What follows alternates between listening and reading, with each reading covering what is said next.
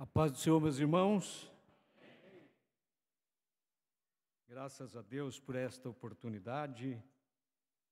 Eu quero, em primeiro lugar, agradecer a Deus, pela vida, por estarmos aqui com saúde. Porque se estamos aqui, foi porque Ele nos sustentou, amém? Porque de nós mesmos, nós não temos nada, não, irmãos? Mas quando nos colocamos debaixo da mão de Deus, Ele pode nos usar. Esta noite, eu quero aqui com muita reverência e com muita prudência falar desse assunto. Antes, porém, também quero fazer os meus agradecimentos. Agradecer ao pastor Clarismundo, toda essa diretoria, aos nossos pastores. Obrigado, pastor, companheiros, pela confiança de podermos falar mais uma vez aqui sobre a declaração de fé e desta oportunidade nós falarmos sobre escatologia, que é um tema complexo e nós vamos nos ater aqui aos 2 capítulos da nossa declaração de fé e de forma assim bem leve, vamos dizer assim, para não gerar dúvidas. Pretendemos tirar dúvidas, Pretendemos tirar as dúvidas, Pois bem, também quero agradecer o pastor Ismael, ele está aí? Ele está lá, é verdade. Hoje porque além dele me escalar aí, ele também me emprestou todo o seu material e juntou com o meu material que tem de escatologia e fizemos aqui, então, dentro dos 2 capítulos, esse trabalho que vamos fazer aqui com os irmãos. O texto que eu haveria de ler com os irmãos, veja que não combinamos, mas o pastor Armando leu. Então é de Deus. Apocalipse capítulo 22, que já foi lido aqui com toda a igreja. Eu quero, antes de adentrarmos ao texto, ler com os irmãos Deuteronômio, o 5º livro da Bíblia, 29 e 29. Eu sei que é conhecido dos irmãos, mas antes de entrarmos nesse estudo, eu sempre gosto de fazer a leitura de Deuteronômio 29, capítulo 29, verso 29, que diz assim: as coisas encobertas são para o Senhor, nosso Deus. Porém, as reveladas são para nós e para os nossos filhos, para sempre. Para o quê? Cumprirmos todas as palavras desta lei. Então, as coisas que Deus não revelou, não sou eu que vou revelar. Não somos nós que vamos revelar. Agora, as que Deus revelou estão reveladas na sua palavra. Então, as coisas reveladas são para nós. Então, vamos aqui para frente, o material que preparamos aqui. Pois bem, os 2 capítulos da nossa declaração de fé, meus irmãos, que tratam sobre escatologia, é o capítulo 22º e o 23º, meu slide número 1.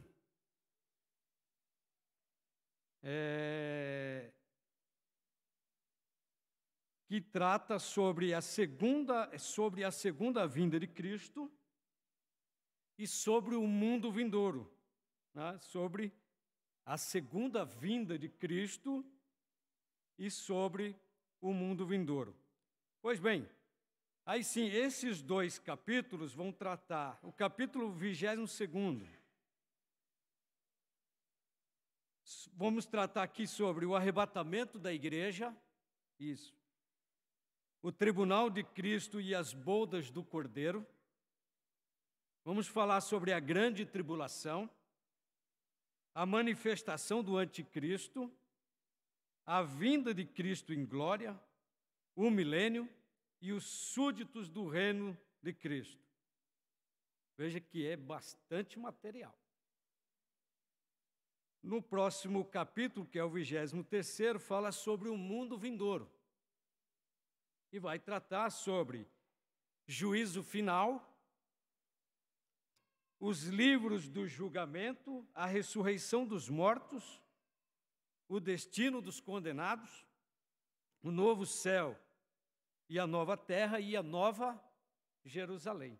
Então veja que é muito assunto, embora a gente diga que serão 3 encontros aqui, parece que é muito tempo, mas os irmãos verão que o tempo é bem curto, é assunto para mês, é assunto para seminário, mas nós vamos aqui tratar dos pontos principais, né?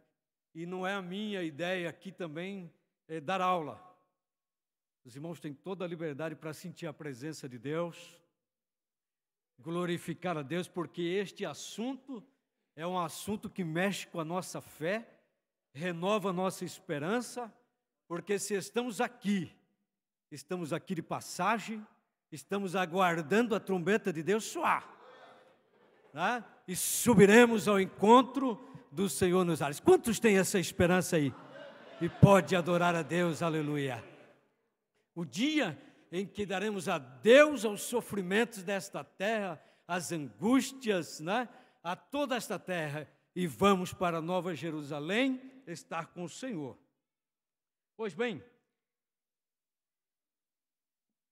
quando falamos desses 2 capítulos, os 2 capítulos falam sobre escatologia. Escatologia é um termo, a junção de 2 palavras que do grego fala escátulos e logos. Escato mais logos.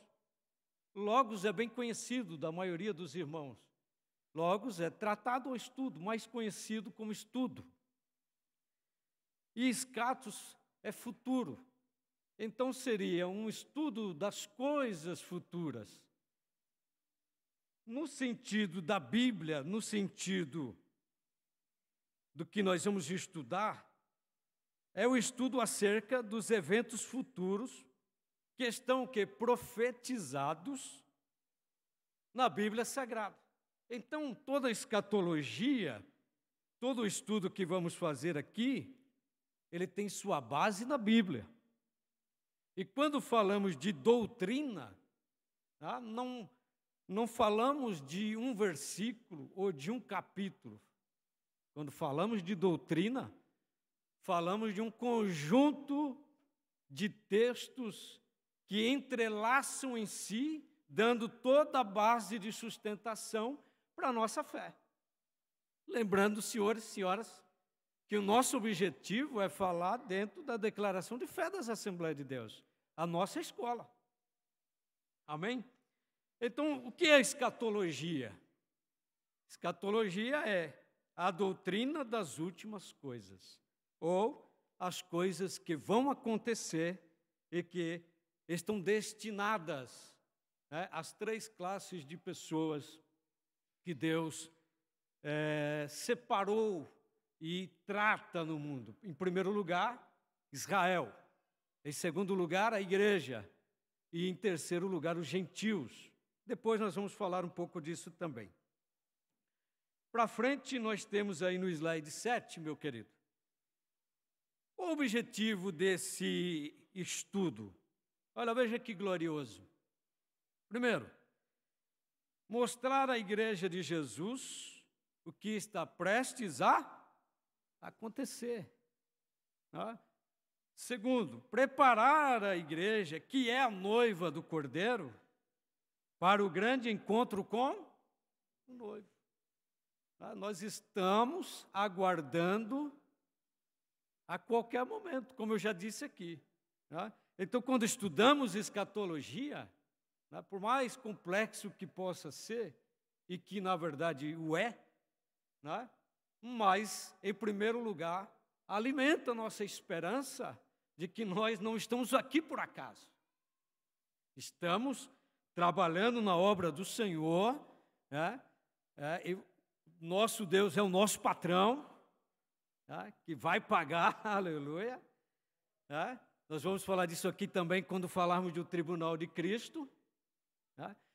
E ao estudar a escatologia, nossa fé acrescenta para enfrentar as adversidades, meus irmãos. Né? E para ganhar almas, né? Para ganharmos almas. Porque quando falarmos mais lá à frente sobre o destino da humanidade, o destino da igreja e o destino da humanidade que não tem a salvação, isso deve mexer com a tua sensibilidade espiritual. Né? Essa é a aula que os missionários, né, que tem um coração missionário, mais arde. Por quê? Nós estamos aqui, né, primeiramente para glorificar a Deus, adorar o Senhor, mas também ganharmos almas para o Senhor. Amém? Em terceiro lugar, o objetivo desse estudo é tranquilizar os crentes quanto aos últimos acontecimentos. Então, a escatologia, o estudo da escatologia, ele não deve trazer preocupação na nossa vida, ou ansiedade. Muito pelo contrário. Ele deve trazer paz, né? Tranquilidade, né? Trazer para a nossa fé, mais ainda, robustez.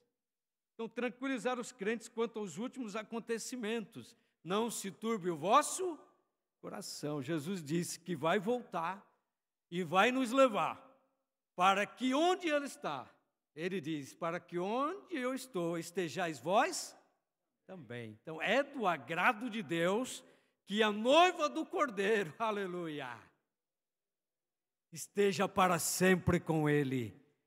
Amém? Dá para glorificar a Deus aí, meu irmão? Nós estamos aguardando. De vez em quando a gente se pega assim pensando na Nova Jerusalém. Como será, aleluia, ver o rosto meigo de Jesus. Andar pela Nova Jerusalém, o novo céu, a nova terra. Esses temas palpitam o nosso coração de alegria. Né? Deve tranquilizar. Então, se você está muito ansioso com as coisas da vida, fique tranquilo esta noite. Deus quer alimentar a sua alma. Jesus em breve voltará. Isto não é a palavra do Paulo, não é a palavra da Assembleia de Deus, só não. É a palavra de Deus para a nossa vida. E eu estou sentindo a presença de Deus aqui. Amém? E nós colocamos mais um, letra D, alertar a todos, tá? Que o arrebatamento da igreja está próximo. Tá? Então, é uma palavra de alerta. Pregar sobre o arrebatamento e falar sobre o arrebatamento é um alerta. Às vezes a gente se engana, achar que todo mundo na igreja está preparado. Não, possa ser, e eu quero crer, em nome de Jesus, que aqui está todo mundo preparado, nós todos. Né? Glória a Deus por isso. Mas sempre tem alguém precisando ouvir e relembrá-lo, olha, não saia da presença de Deus, o arrebatamento está próximo. Por que eu bato nessa tecla aqui do arrebatamento? Já já nós vamos falar disso.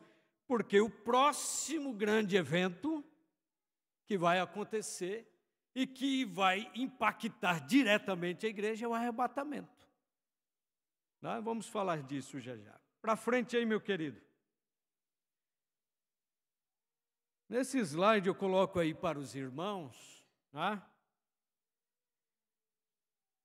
Falei de base bíblica teológica. Toda essa base bíblica foi tirada aqui da nossa declaração de fé. Né? Eu creio que os irmãos têm aí. Então, base no Antigo Testamento. Né? Por que antigo? Porque não perdeu a validade. Se eu disser que é Velho Testamento, aí perdeu a validade.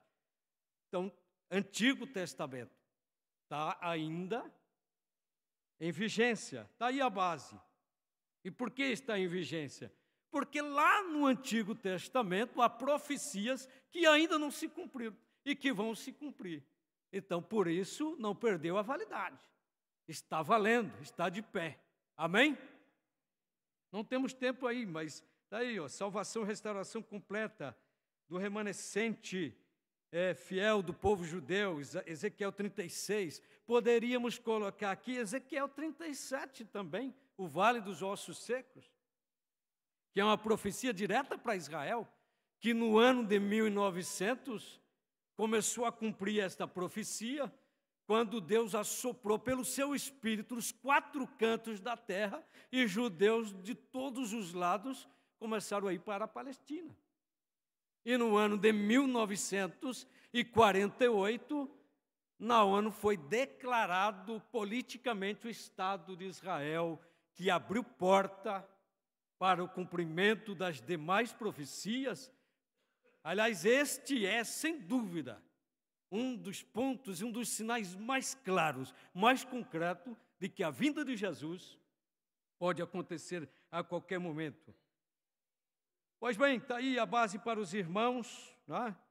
Também não vai dar tempo aqui, mas quem quiser essa apresentação, depois é só falar, a gente dá um jeito para os irmãos. Pois bem, para frente aí, meu querido, tem base também no Novo Testamento.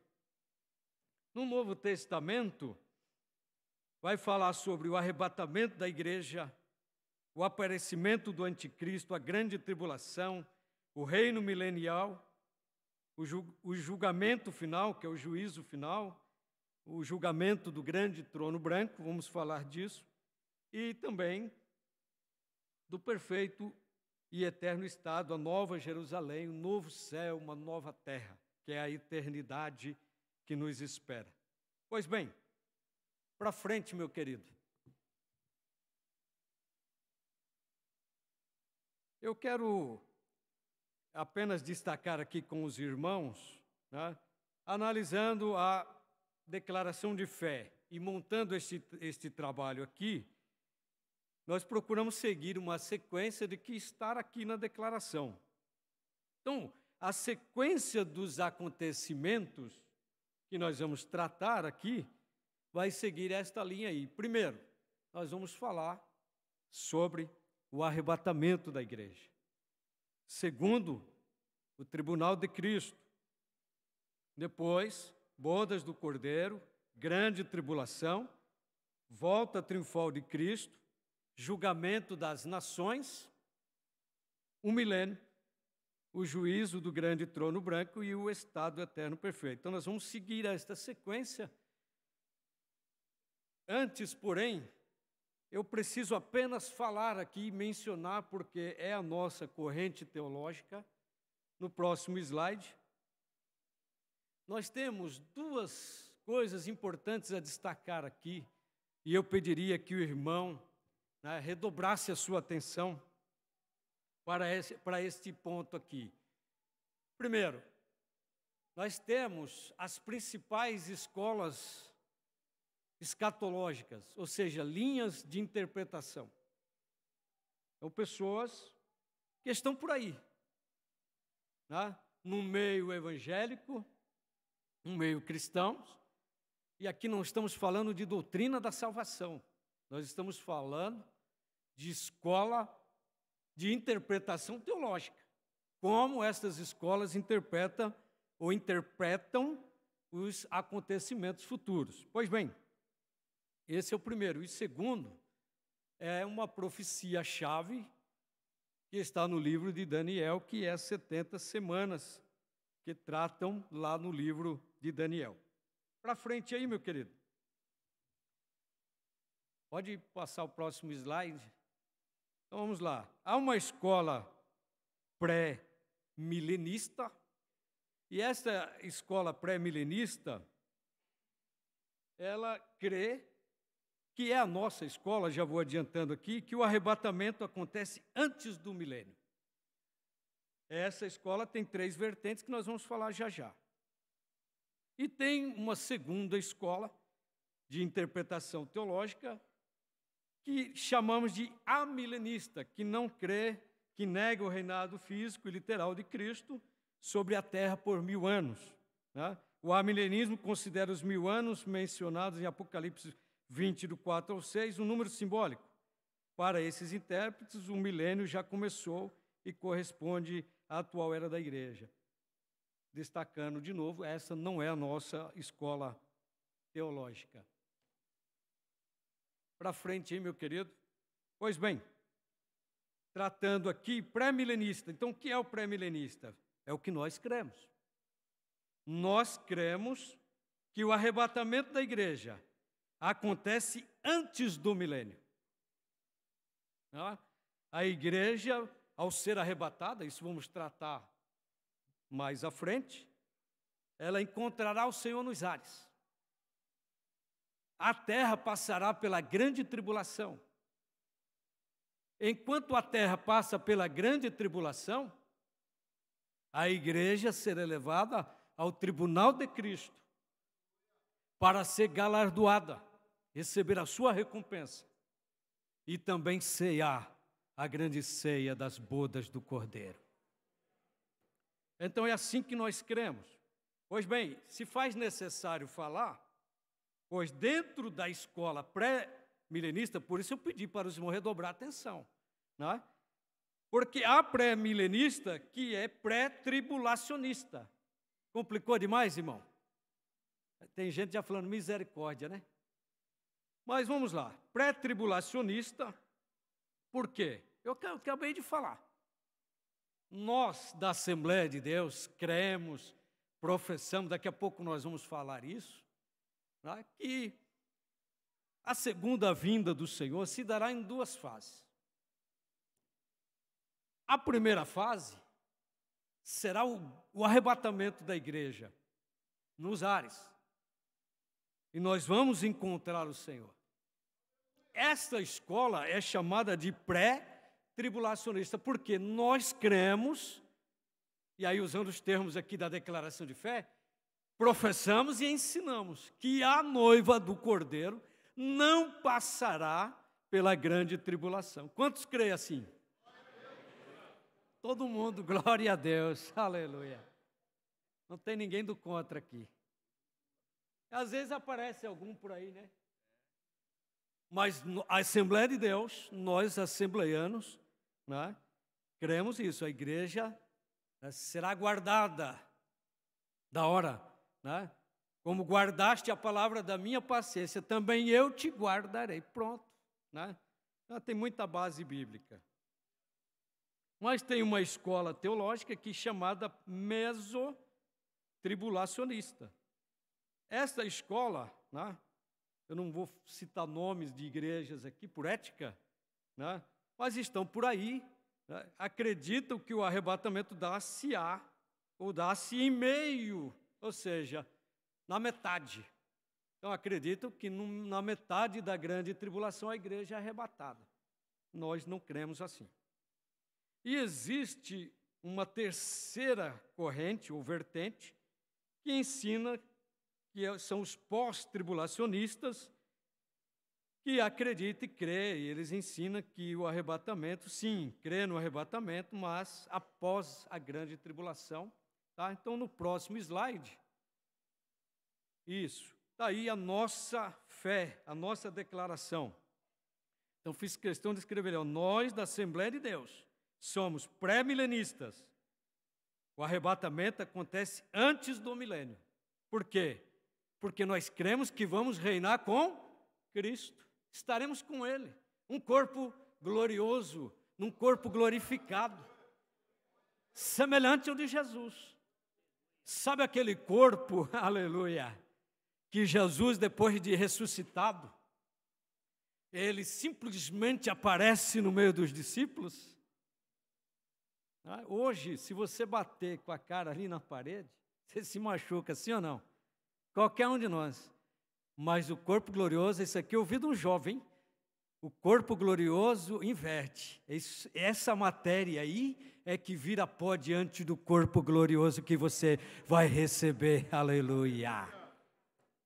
Vale a pena, irmão. Vale a pena, viu? Sofrer o que você está sofrendo. Passar o que você está passando. Porque Jesus, pelo gozo que foi proposto para ele suportou, né, a cruz, desprezou as afrontas, aleluia. E foi olhando para frente, ele foi caminhando, aleluia, e venceu, né? Aí ele disse, no mundo tereis aflições, mas tende bom ânimo. Essa é uma palavra para você que veio aqui. Tende bom ânimo, Jesus, eu venci o mundo, aleluia. Nós vamos vencer também. Nós vamos lá, para frente. Me ajude aí, meu irmão. Bom, não tenho tempo aqui para discorrer sobre as 70 semanas de Daniel, né? Mas eu vou ler apenas aí o slide 15, meu querido, para fixar aqui com os irmãos, depois nós vamos correr um pouquinho. Como a escatologia pertence ao campo profético, não podemos deixar de destacar a profecia-chave. Entre todas as profecias, há uma que se destaca das demais. Na verdade, ela é como um código para o entendimento da sequência dos fatos e como os acontecimentos se desenrolarão no futuro, aos 3 grupos de pessoas em que a Bíblia divide a humanidade. Próximo slide, por favor, meu querido.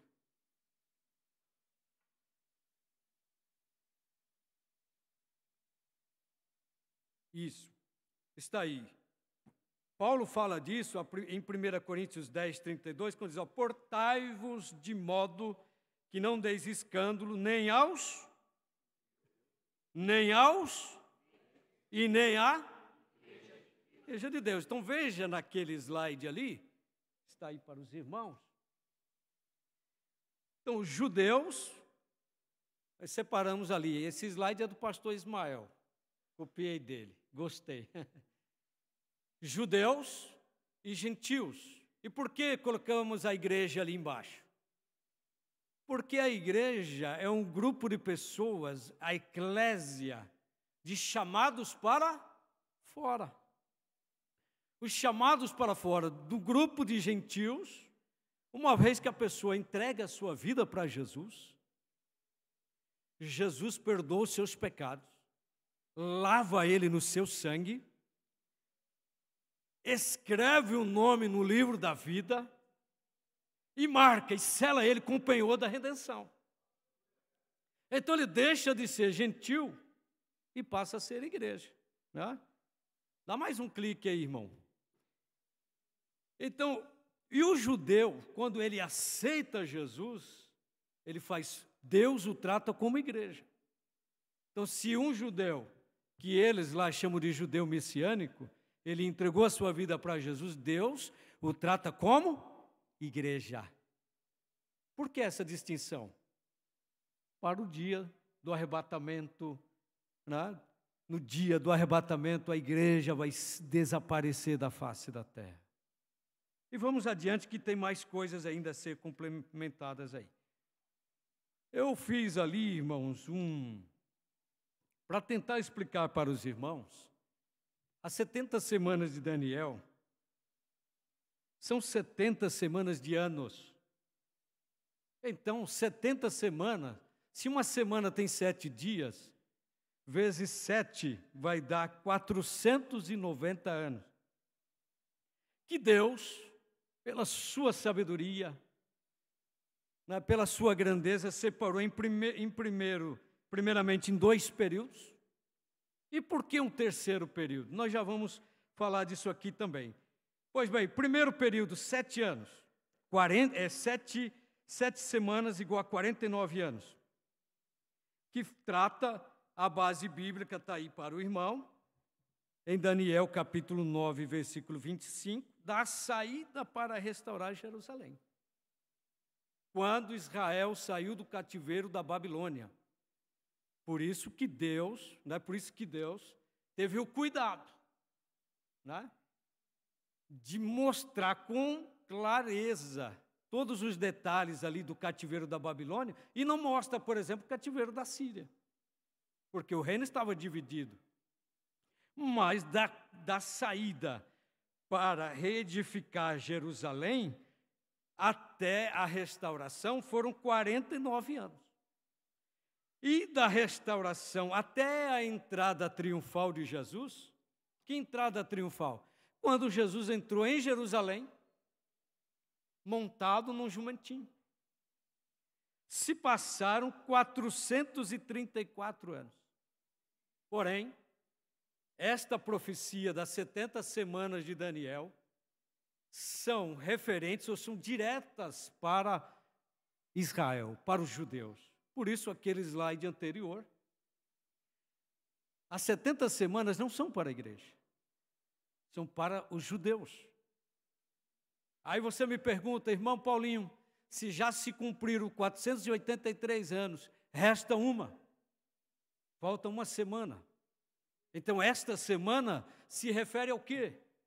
Ao período que chamamos a 70ª semana, ou seja, a semana de número 70, ela é para Israel.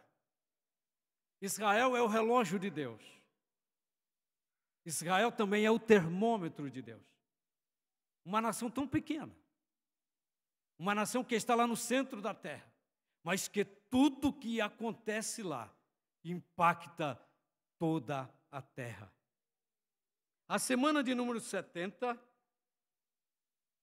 ela vai acontecer quando a igreja for arrebatada. Interessante é dizer aqui para os irmãos, é porque parou esta semana de número 70. Pode passar para o slide 19, meu querido.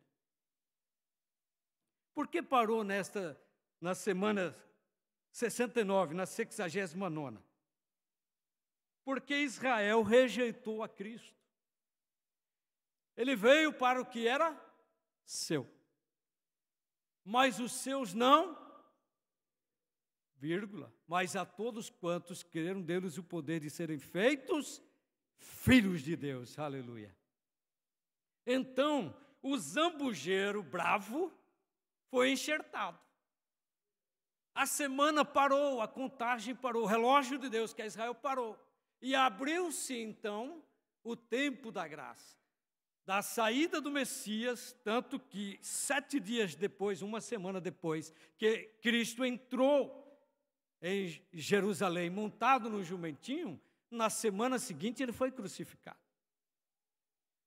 Como diz lá em Daniel, capítulo 9, versículo 26, que diz assim: e depois das 62 semanas, será cortado o Messias.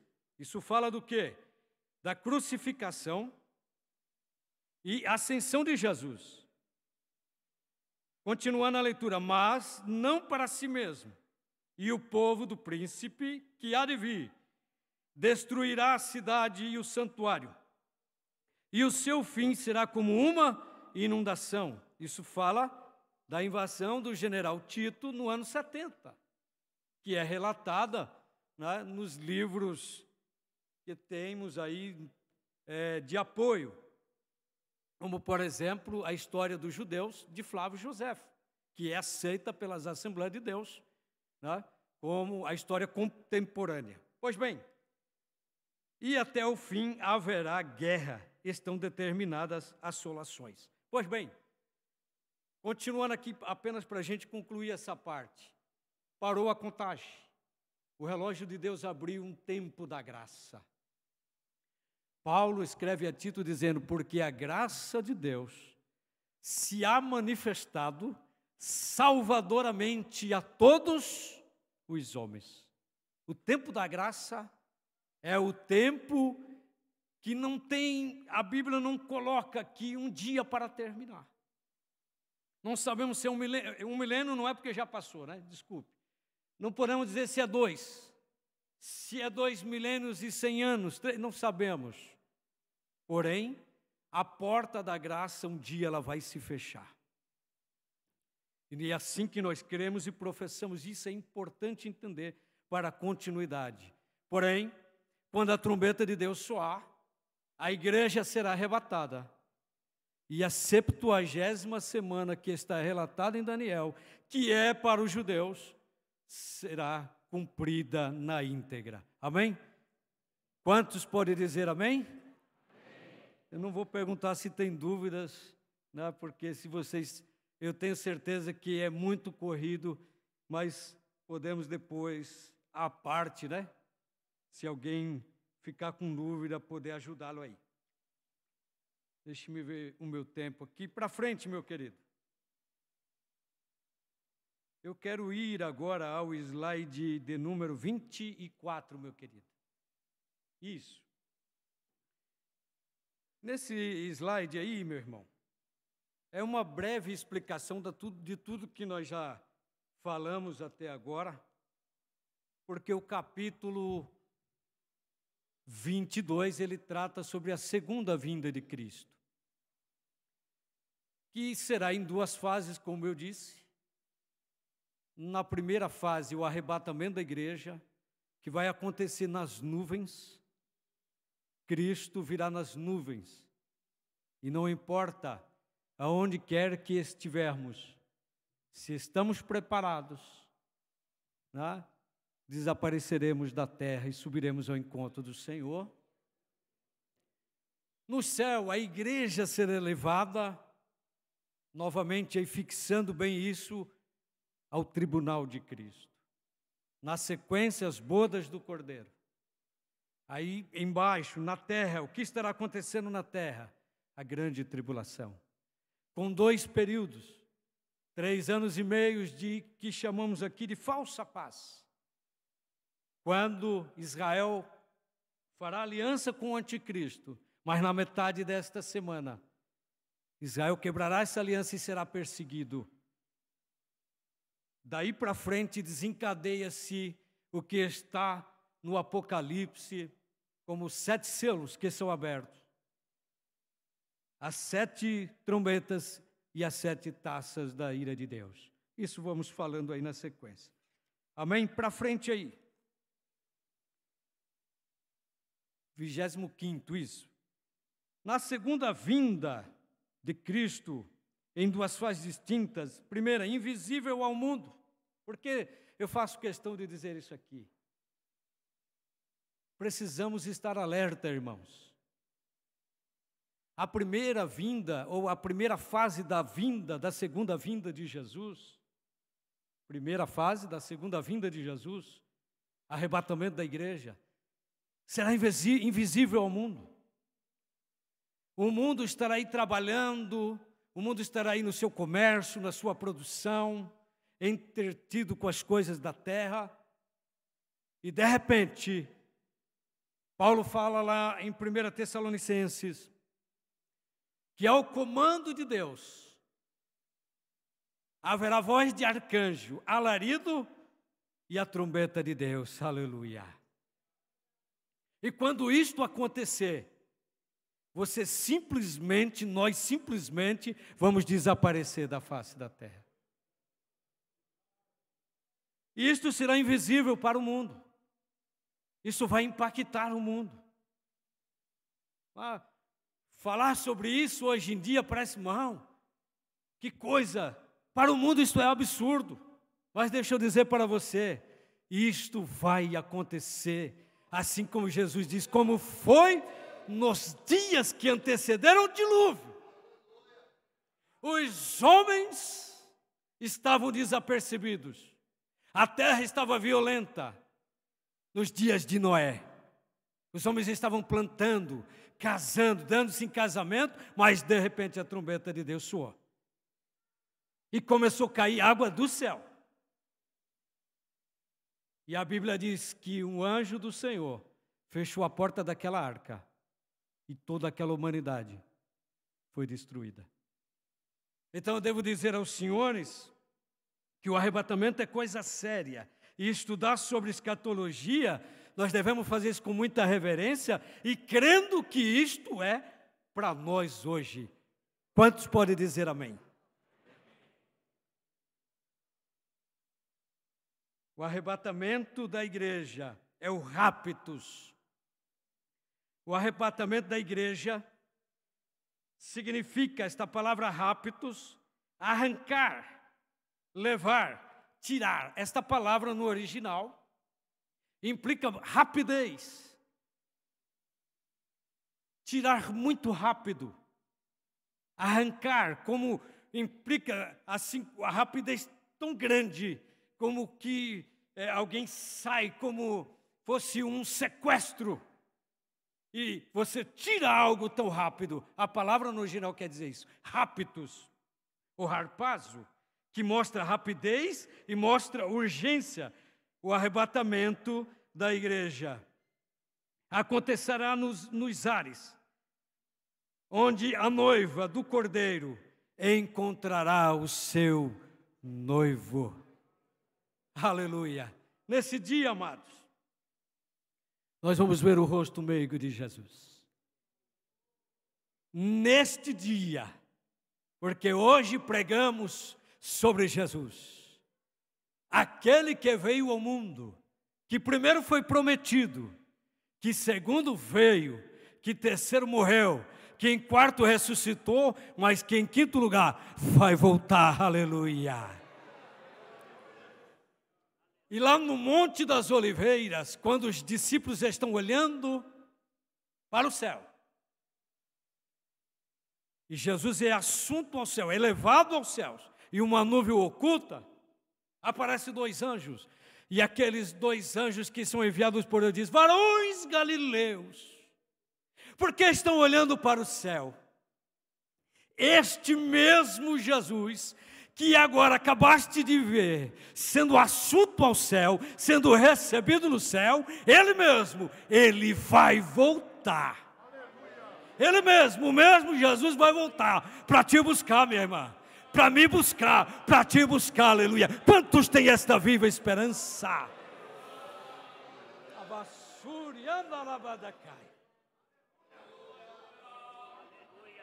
É impossível falar da volta de Jesus e não alegrar a alma. Eita Deus, maravilhoso é o nosso Deus. Por melhor que seja a tua vida aqui, né? O mais de dinheiro que você tenha na conta, tudo isso é passageiro, efêmero, vai passar. Mas a volta de Jesus é uma realidade. Para frente aí, meu querido. Como será o arrebatamento da igreja? Como eu já disse, Cristo virá nos ares para arrebatar a noiva. O arrebatamento será iminente para os preparados, para quem está tomando a Santa Ceia ou a ceia do Senhor, com a vida no altar. Para quem está com a veste branca, para quem está em santidade diante do altar do Senhor. Quando a trombeta de Deus soar, quem está preparado em comunhão aqui, está comunhão lá no céu, aleluia. Iminente, não dá tempo no dia, a trombeta soa, Senhor, espera aí que eu vou ali me consertar, que eu vou ali pedir perdão. Não, se conserta hoje. Aproveita que nós estamos falando do tema e se conserta hoje. É bom que gravar, depois esse material vai para alguém ouvir, e se ouvir, Deus vai falar com alguém também. Então se conserta, porque a vinda do Senhor será iminente. Segundo, será súbita. Como eu acabei de falar, súbito é algo rápido, num abrir e fechar de olhos. Um pouquinho diferente de piscar de olhos, mas não estamos aqui em aula, não dá tempo de falar disso. Tem uma pequena diferença, mas é muito rápido. Num abrir e fechar de olhos. E quando você menos esperar. Aleluia. Que alegria, irmão. Aramas. Que bênção, hein? Que bênção. Estaremos para sempre com o Senhor. O arrebatamento será literal e corporal. Sabe o que isso quer dizer? Você vai desaparecer. Vai desaparecer da terra. Este, portanto, é o encontro mais esperado pela igreja, né? E a Assembleia de Deus crê desta forma e ensina desta forma, que nós vamos ao encontro do Senhor nos ares. Quando a trombeta de Deus soar, os salvos de todos os tempos e de todas as eras. Primeiro, os que morreram em Cristo, aleluia, ouvirão, aleluia, a voz de Deus, aleluia, e subirão ao encontro do Senhor, receberão corpo glorioso. Paulo fala disto a respeito da ressurreição. Eu já estou caminhando aqui para encerrar, eu quero parar nesse ponto. Mas a ressurreição é um ponto ensinado na Bíblia. Se estamos dizendo que os mortos ressuscitarão, é porque é uma vasta doutrina bíblica mostrando. Por exemplo, primeira carta de Paulo aos Coríntios, capítulo 15. Ora, senhores, é um tratado bíblico acerca da ressurreição. Paulo diz, porque é necessário que o mortal se revista da imortalidade, e aquilo que é corruptível da incorruptibilidade. E Paulo diz, olha, quando isto acontecer, a morte foi tragada pela vitória de nosso Senhor e Salvador Jesus Cristo. Segundo a Bíblia, imediatamente após a morte, a alma vai para um estado real e consciente. A base bíblica está em Lucas 16, 19 e 31. Eu não tenho tempo aqui. Mas quando Jesus tratou sobre, ali em Lucas capítulo 16, do rico e do Lázaro. Uma história, não uma parábola, uma história. Algumas traduções trouxeram na epígrafe como parábola, o que já foi prontamente corrigido pela Sociedade Bíblica e outros. Jesus contou uma história real. E aonde está a base bíblica que comprova o próprio Jesus? Quando foi ressuscitar Lázaro, lá em João 11, e não confunda aí os Lázaros, só para acrescentar a tua fé, quando Jesus disse assim, tirai a pedra, removeram a pedra, me dê acesso. E quando Jesus chegou na porta do sepulcro, ele disse, Lázaro, vem para fora. Então ele trouxe à vida Lázaro, mostrando para nós que ele chamou pelo nome Lázaro, e só Lázaro. Então veja aí a base bíblica para você crer na ressurreição, embora a ressurreição desse Lázaro que nós falamos é ressurreição temporal. Agora, a ressurreição que estamos falando é a ressurreição para a eternidade.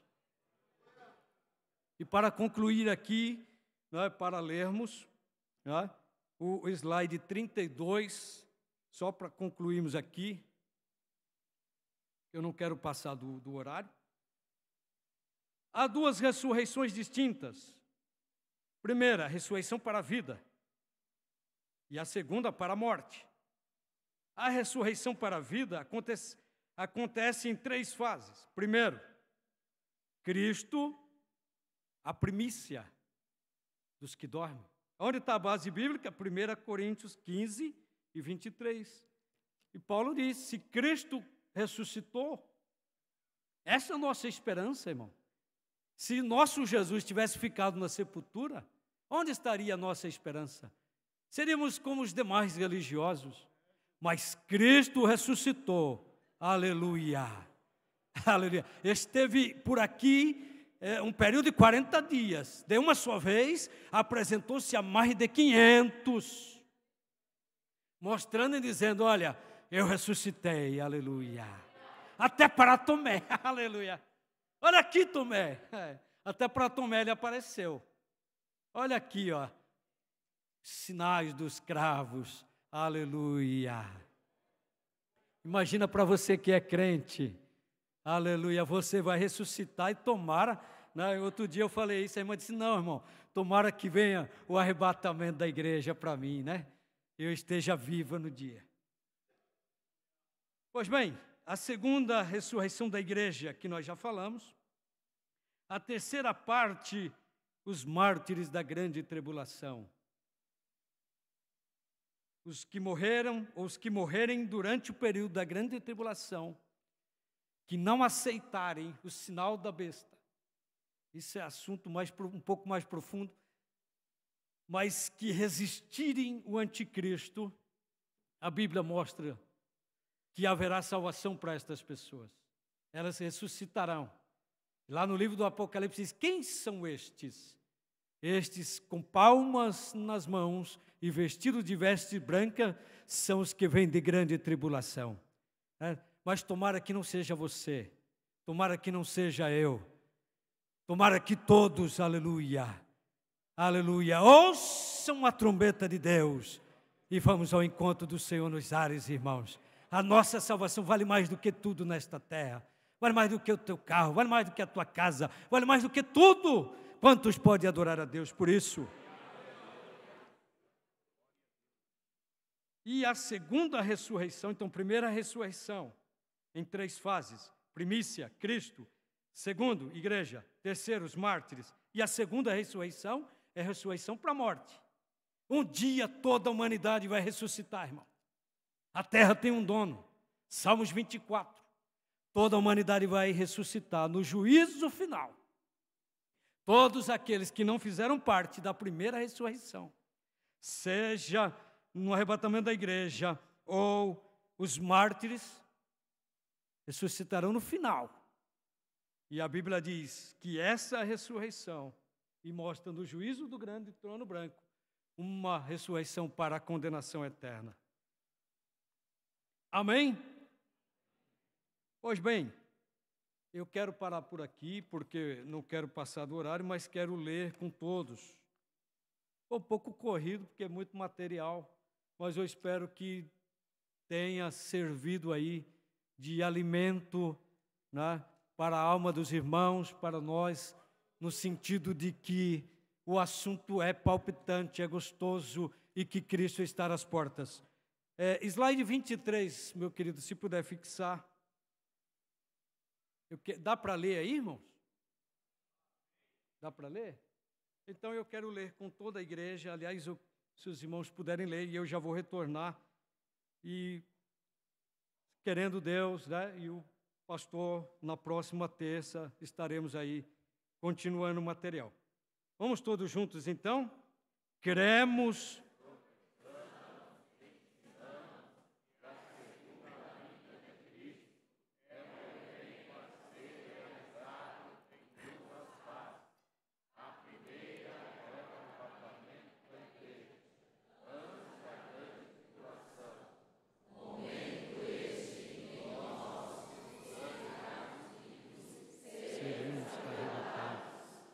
A segunda fase é a sua vinda em glória, depois da grande tribulação, invisível aos olhos humanos. Eis que vem com as nuvens, e todo olho o verá, até os mesmos que o transpassaram, e todas as tribos da terra se lamentarão sobre ele. Sim, amém. Nessa vinda gloriosa, Jesus retornará com os santos, arrebatados da terra, na vinda de nosso Senhor Jesus Cristo, com todos os seus santos. Amém. Eu deixo aí o convite, né, para os irmãos retornarem.